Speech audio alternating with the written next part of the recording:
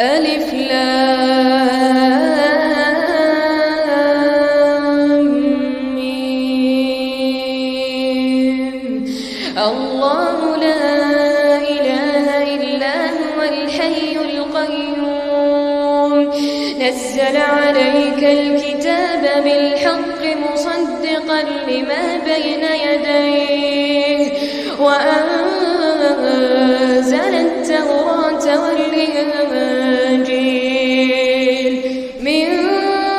قبل هدى للناس وأنزل الفرقان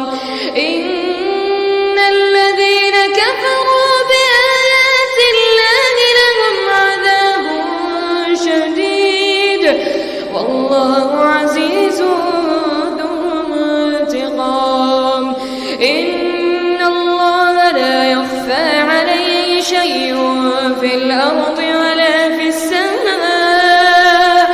هو الذي يصوركم في الأرحام كيف يشاء لا إله إلا هو العزيز الحكيم هو الذي أنزل عليك الكتاب منه آيات محكمات هن أم الكتاب وأخر متشابهات فأما الذين في قلوبهم زيغ فيتبعون ما تشابه منه ابتغاء الفتنة وابتغاء تأويله وما يعلم تأويله إلا الله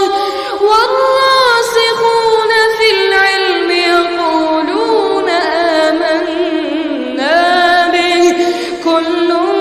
من عند ربنا